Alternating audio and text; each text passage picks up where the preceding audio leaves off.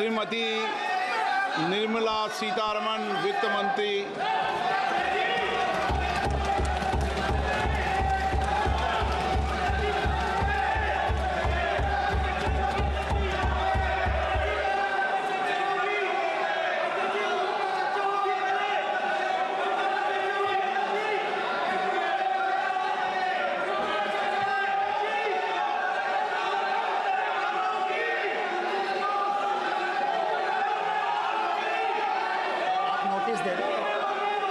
सदस्यगण, budget के बाद राज्यपाल अभिभाषण में आपको पर्याप्त अवसर दूंगा।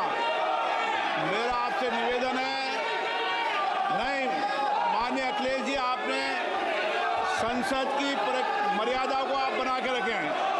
कभी बजट भाषण के अंदर इस तरीके का नहीं हुआ, ये उचित नहीं है, ये उचित नहीं है। अखिलेश जी प्लीज, मैं आपको मौका दूंगा राज्यपाल अभिभाषण पे, प्लीज। नो, ये तरीका ठीक नहीं है। No,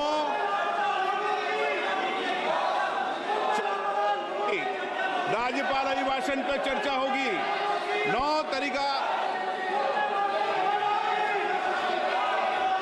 Honorable Speaker, I present the budget for 25-26. This budget continues our government's efforts to A. Accelerate growth, B. Secure inclusive development, C.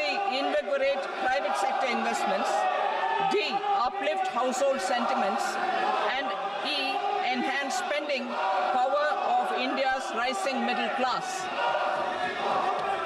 Together, we embark on a journey to unlock our nation's tremendous potential for greater prosperity and global positioning under the leadership of Honorable Prime Minister Shri Narendra Modi. As we complete the first quarter of the 21st century, continuing geopolitical headwinds suggest lower global economic growth over the medium term. However, our aspiration for a Vikasit Bharat inspires us, and the transformative work we have done during our government's first 2 terms guides us to march forward resolutely. Our economy is the fastest growing among all major economies. Our development track record for the past 10 years and structural reforms have drawn global attention. Confidence in India's capability and potential has only grown in this period. We see the next 5 years as a unique opportunity to realize Sabka Vikas, stimulating balanced growth of all regions. The great Telugu poet and playwright Gurujada Apparao had said, "Deshamante matti kadoy, deshamante manushuloy," meaning a country is not just its soil, a country is its people. In line with this, for us, Vikasit Bharat encompasses zero poverty, 100% quality good school education, access to high quality, affordable and comprehensive health care, 100% skilled labor with meaningful employment, 70% women in economic activities, and farmers making our country the food basket of the world. In this budget, the proposed development measures span 10 broad areas, focusing on Garib, youth, Annadata, and Nari, spurring agricultural growth and productivity, building rural prosperity and resilience, taking everyone together on an inclusive growth path, boosting manufacturing and furthering Make in India, supporting MSMEs, enabling employment-led development, investing in people, economy, and innovation, securing energy supplies, promoting exports, and nurturing innovation. For this journey of development, our 4 powerful engines are agriculture, MSME, investments, and exports. The fuel our reforms, our guiding spirit, inclusivity, and the destination Vikasit Bharat. This budget aims to initiate transformative reforms across 6 domains. During the first 5 years, these will augment our growth potential and global competitiveness. The domains are taxation, power sector, urban development, mining, financial sector, and regulatory reforms. Agriculture as the first engine. Now I move to specific proposals, beginning with agriculture as the first engine.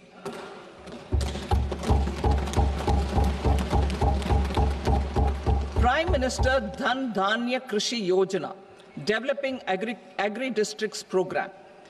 Motivated by the success of the Aspirational District Program, our government will undertake a Prime Minister Dhan Dhanya Krishi Yojana in partnership with states. Through the convergence of existing schemes and specialized measures, the program will cover 100 districts with low productivity, moderate crop intensity, and below average credit parameters. It aims to 1. Enhance agricultural productivity, 2. Adopt crop diversification and sustainable agricultural practices, 3. Augment post-harvest storage at the panchayat and block level, 4. Improve irrigation facilities, and 5. Facilitate availability of long-term and short-term credit.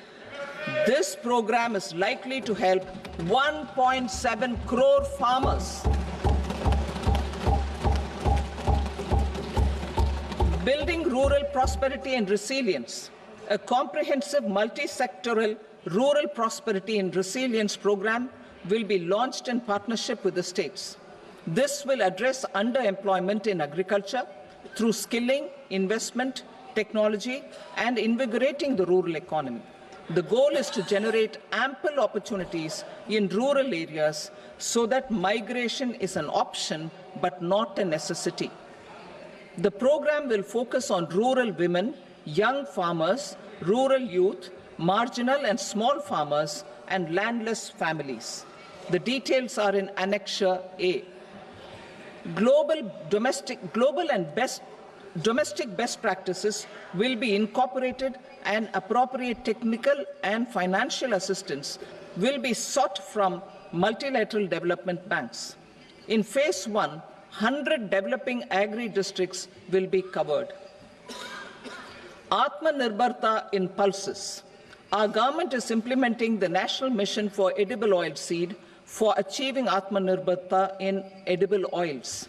Our farmers have the capability to grow enough for our needs and more.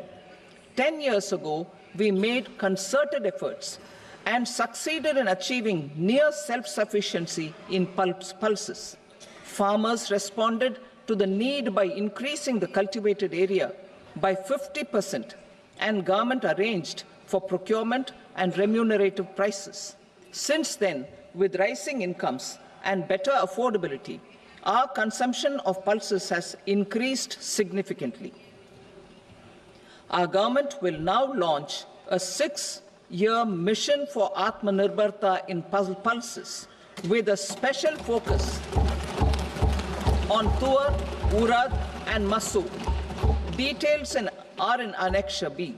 Central agencies such as NAFED and NCCF will be ready to procure these 3 pulses as much as offered during the next 4 years from farmers who register with these agencies and enter into agreements.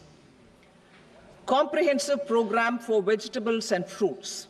It is encouraging that our people are increasingly becoming aware of their nutritional needs. It is a sign of a society becoming healthier. With rising income levels, the consumption of vegetables, fruits, and Shri Anna is increasing significantly. A comprehensive program to promote production, efficient supplies, processing, and remunerative prices for farmers will be launched in partnership with the states. Appropriate institutional mechanisms for implementation and participation of farmer producer organizations and cooperatives will be set up. Makhana Board in Bihar. For this, there is a special opportunity for the people of Bihar. A Makhana Board will be established in the state to improve production, processing, value addition, and marketing of makhana. The people engaged in these activities will be organized into FPOs. The board will provide hand-holding and training support to makhana farmers and will also work to ensure they receive the benefits of all relevant government schemes. A national mission on high-yielding seeds will be launched, aimed at 1. Strengthening research ecosystem, 2. Targeted development and propagation of seeds with high yield, pest resistance, and climate resilience, and 3. Commercial availability of more than 100 seed varieties released since July 2024. India ranks second largest globally in fish production and aquaculture. Seafood exports are valued at 60,000 crore rupees. To unlock the untapped potential of the marine sector, our government will bring in an enabling framework for sustainable harnessing of fisheries from Indian exclusive economic zone and high seas, with a special focus on the Andaman and Nicobar and Lakshadweep Islands. For the benefit of lakhs of cotton growing farmers, I am pleased to announce a mission for cotton productivity. This 5-year mission will facilitate significant improvements in productivity and sustainability of cotton farming and promote extra long staple cotton varieties. The best of science and technology support will be provided to farmers. Aligned with our integrated 5F vision for the textile sector, this will help in increasing incomes of the farmers and ensure a steady supply of quality cotton for rejuvenating India's traditional textile sector. Kisan credit cards facilitate short-term loans for 7.7 crore farmers, fishermen, and dairy farmers. The loan limit under modified interest subvention scheme will be enhanced from 3 lakh rupees to 5 lakh rupees for loans taken through the KCC. For Atmanirbharta in urea production, our government had reopened 3 dormant urea plants in the eastern region. To further augment urea supply, a plant with annual capacity of 12.7 lakh metric tons will be set up at Namrup in Assam.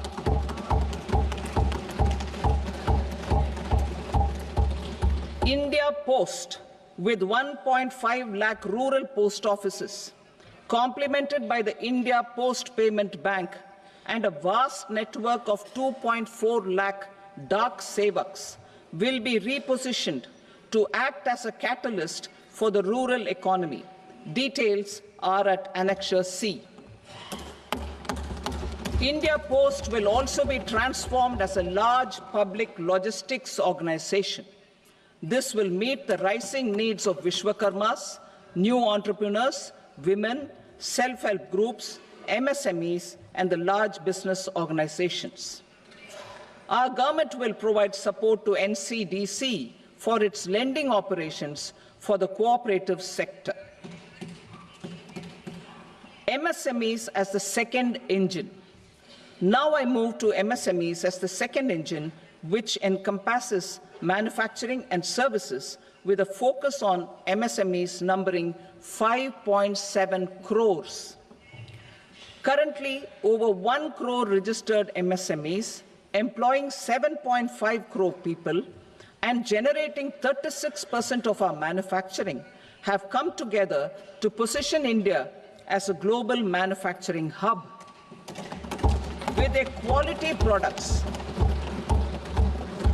quality products, These MSMEs are responsible for 45% of our exports.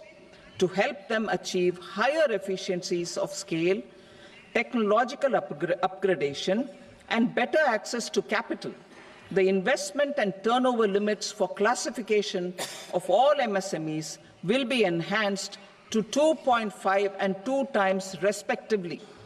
This will give them the confidence to grow and generate employment for our youth.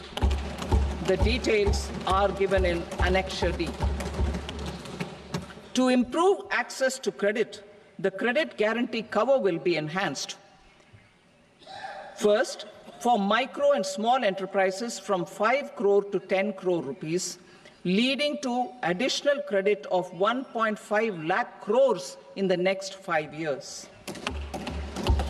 Second, for startups from 10 crore rupees to 20 crore rupees, with the guarantee fee being moderated to 1% for loans in 27 focus sectors which are important for Atmanirbhar Bharat. And for well-run exporter MSMEs, for term loans up to 20 crore rupees. Also for the micro enterprises, we will introduce customized credit cards with a 5 lakh rupee limit for micro enterprises registered on Udyam portal. In the first year, 10 lakh such cards will be issued. Fund of funds for startups. The Alternate Investment Fund, AIFs, for startups have received commitments of more than 91,000 crores rupees. These are supported by the fund of funds set up with the Government of India's contribution of 10,000 crore rupees. Now, a new fund of funds with expanded scope and a fresh contribution of another 10,000 crore rupees will be set up. A new scheme will be launched for 5 lakh women, scheduled castes and scheduled tribes, first-time entrepreneurs. This will provide term loans up to 2 crore rupees during the next 5 years. The scheme will incorporate lessons from the successful Stand Up India scheme. Online capacity building for entrepreneurship and managerial skills will also be organized. Measures for labor-intensive sectors. To promote employment and entrepreneurship opportunities in labor-intensive sectors, our government will undertake specific policy and facilitation measures. To enhance the productivity, quality, and competitiveness of India's footwear and leather sector, a focused product scheme will be implemented. The scheme will support design capacity, component manufacturing, and machinery required for production of non-leather quality footwear, besides the support for leather footwear and products. The scheme is expected to facilitate employment for 22 lakh persons, generate over 4 lakh crore rupees, and exports of over 1.1 lakh crore rupees. Measures for the toys sector. Building on the National Action Plan for Toys, we will implement a scheme to make India a global hub for toys. The scheme will focus on development of clusters, skills, and a manufacturing ecosystem that will create high-quality, unique, innovative, and sustainable toys that will represent the Made in India brand. Support for food processing. In line with our commitment towards Purvodaya, we will establish a National Institute of Food Technology, Entrepreneurship and Management in Bihar. The institute will provide a strong fillip to food processing activities in the entire eastern region. This will result in 1. Enhanced income for the farmers through value addition to their produce, and 2. Skilling entrepreneurship and employment opportunities for the youth. Manufacturing mission, furthering Make in India. Our government will set up a national manufacturing mission covering small, medium and large industries for furthering Make in India by providing policy support, execution roadmaps, governance and monitoring framework for central ministries and states. Details are in Annexure E. Given our commitment to climate-friendly development, the mission will also support clean tech manufacturing. This will aim to improve domestic value addition and build our ecosystem for solar PV cells, EV batteries, motors and controllers, electrolyzers, wind turbines, very high voltage transmission equipment and grid-scale batteries. Investment as the third engine. Now I move to investment as the third engine, which encompasses investing in people, investing in the economy, and investing in innovation. Investing in people. Saksham Anganwadi and Poshan 2.0. Saksham Anganwadi and Poshan 2.0 program provides nutritional support to more than 8 crore children, 1 crore pregnant women and lactating mothers all over the country, and about 20 lakh adolescent girls in aspirational districts and the Northeast region. The cost norms for these nutritional support will be enhanced appropriately. Atal Tinkering Labs. 50,000 Atal Tinkering Labs will be set up in government schools in the next 5 years to cultivate the spirit of curiosity and innovation and foster a scientific temper among young minds. Broadband connectivity to government secondary schools and PHCs. Broadband connectivity will be provided to all government secondary schools and primary health centers in rural areas under the BharatNet project. Bharatiya Bhasha Pustak Scheme. We propose to implement a Bharatiya Bhasha Pustak scheme to provide digital form Indian language books for schools and for higher education. This aims to help students understand their subjects better and in their language. National Centers of Excellence for Skilling. Building on the initiative announced in the July 24 budget, 5 national centers of excellence for skilling will be set up with global expertise and partnerships to equip our youth with the skills required for Make for India, Make for the World manufacturing. The partnership will cover curriculum design, training of trainers, and a skills certification framework and periodic reviews. Expansion of capacity in IITs. Total number of students in 23 IITs has increased 100% from 65,000 to 1.35 lakh in the past 10 years.